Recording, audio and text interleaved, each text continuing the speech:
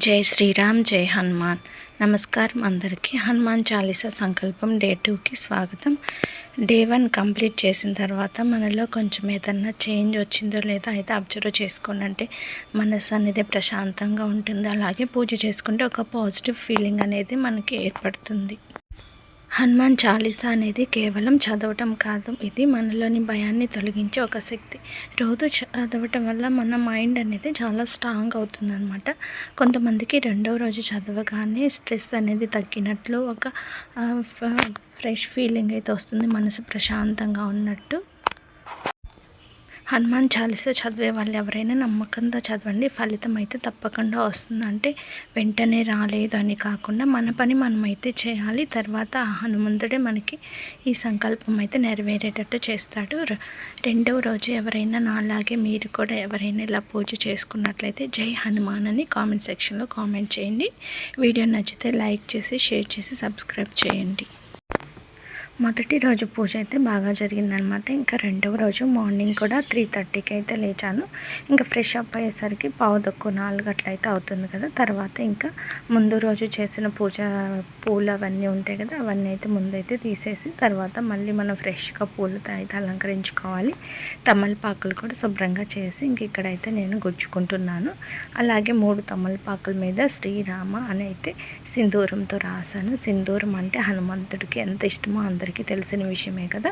తమలపాకులు 11 తమలపాకులు అయితే గుచ్చాను. 11 తమలపాకులు ఈ ఫోటోకి అయితే బాగా కరెక్ట్గా సరిపోతుంది. ఈరోజైతే మల్లెపూలతో చేసిన మాల అయితే వేస్తున్నాను అనమాట. ఇంకా శ్రీరామ అని 3 తమలపాకులు అయితే రాశాను కదా, అవైతే ఇట్లా పైన పెట్టుకున్నాను అనమాట. మనం ఆంజనేయ స్వామితో పాటు శ్రీరాముని కూడా పూజించినట్లయితే మనకి మంచి ఫలితాలు అయితే వస్తాయి. ఎందుకంటే హనుమంతుడు శ్రీరాముడికి మహాభక్తుడు కదా, అందుకని మనం హనుమంతుడి కన్నా రామనామం ఎక్కువ చేసినా కానీ హనుమంతుడి కృప మనపై ఉంటుందన్నమాట. అలాగే పూజ అయిపోయిన తర్వాత రోజు 108 సార్లు రామనామం అయితే జపించండి. నేనైతే ఇంకా మార్నింగ్ టైం ఎక్కువ అవుతుంది, చాలాసేపు కూర్చుంటున్నామని చెప్పేసి ఈవినింగ్ అయితే రామనామం అయితే 108 సార్లు అయితే చదువుకుంటున్నాను.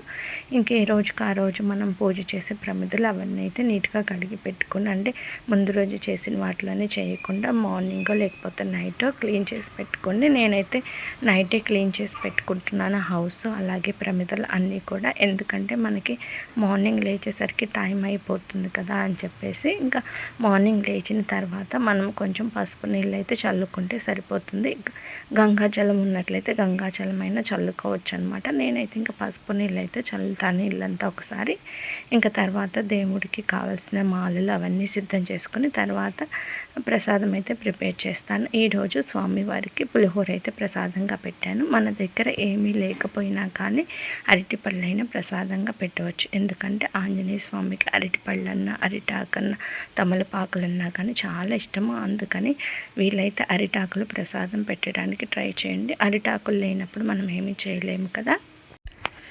యథావిధిగా పూజ చేసిన తర్వాత హనుమాన్ చాలీసా అయితే 11 సార్లు అయితే చదువుతున్నాం కదా. నేను 11 సార్లకి 11 తమలపాకులు అయితే పక్కన పెట్టుకొని ఒక్కొక్క చాలీసా చదివిన తర్వాత దాని మీద శ్రీరామ అని సింధూరంతో అయితే రాసి స్వామివారి పాదాల దగ్గర అయితే పెడుతున్నాను. మనం ఇలా లెక్కించేటప్పుడు వేళ్లతో కాకుండా వక్కలతో కానీ పసుపు కొమ్ములతో కానీ అలాగా చేస్తే మంచిదంట. వేళ్లతో లెక్కలు పెట్టడం అలాగే పేపర్ మీద రాసి కొట్టేయడం అలాంటివి చేయకూడదంట. అందుకని నేను తమలపాకు మీద 11 సార్లు శ్రీరామ అని రాసి స్వామివారి పాదాల దగ్గర అయితే ఉంచుతున్నాను. స్వామివారికి తమలపాకులు అంటే ఇష్టం కాబట్టి. అలాగే ఎవరికైనా ఈ హనుమాన్ చాలీసా సంకల్పం ఎలా చేసుకోవాలి ఏంటి అనేది ఏమన్నా డౌట్ ఉంటే కనుక కామెంట్ సెక్షన్లో కామెంట్ చేయండి. అలాగే ఈ వీడియో చూస్తున్న వాళ్ళు అంతకుముందు ఎవరైనా కనుక హనుమాన్ చాలీసా సంకల్పం కంప్లీట్ చేసినట్లయితే కనుక మీకు ఎలాంటి రిజల్ట్స్ వచ్చాయనేది కూడా కామెంట్ సెక్షన్లో కామెంట్ చేయండి. ఎందుకంటే అందరికీ యూజ్ అవుతుంది కదా, నాలాగా చేసే వాళ్ళకి కూడా కొంచెం మోటివేటివ్గా ఉంటుంది. ఎందుకంటే మనం 11 రోజులైతే వరుసగా హనుమాన్ చాలీసా అయితే చదవటం ప్రారంభిస్తాం. దీనివల్ల ఏంటంటే మన మైండ్, బాడీ, థాట్స్ అన్నీ కూడా పాజిటివ్లోకి మారుతాయి అన్నమాట. కొంతమందికి ఏంటంటే ఇంట్లో ఉండటం వల్ల కొంచెం నెగిటివిటీ అనేది వస్తుంది. ఎందుకంటే పని అయిపోయిన తర్వాత ఖాళీగా ఉంటాం కదా, ఏదో ఒక ఆలోచనలు వచ్చి నెగిటివ్ థాట్స్ అట్లా వస్తూ ఉంటాయి. అలాంటివి ఏమీ లేకుండా ఒక పాజిటివ్ వైబ్రేషన్ అనేది వస్తుందన్నమాట. అందుకని డైలీ కూడా హనుమాన్ చాలీసా సంకల్పం చేసుకోకపోయినా రోజు నైట్ పడుకునేటప్పుడు ఒకసారి కనుక హనుమాన్ చాలీసా చదువుకొని పడుకున్నట్టయితే ఎలాంటి పీడకలలు రాకుండా ఉంటాయి. ఇంకా నేనైతే మా ఇంట్లో పూజ చేసిన తర్వాత తులసి కోట దగ్గర అయితే పూజ చేశాను అనమాట. ఇంకా తర్వాత ఈవినింగ్ కూడా మనం మార్నింగ్ ఎలా అయితే పూజ చేస్తామో ఈవినింగ్ కూడా స్వామివారికి అలాగా దీపం వెలిగించి ప్రసాదం పెడతాము. నైవేద్యానికి ఏమీ లేనప్పుడు బెల్లం ముక్కైనా పెట్టవచ్చు. ఫ్రూట్స్ అంటే కంపల్సరీ పెట్టాలని ఏం లేదు, చిన్న బెల్లం ముక్క పెట్టినా కానీ సరిపోతుంది. డే 2 కంప్లీట్ చేసిన వాళ్ళు కామెంట్ సెక్షన్లో జై హనుమాన్ అని అయితే కామెంట్ చేయండి. Thank you for watching.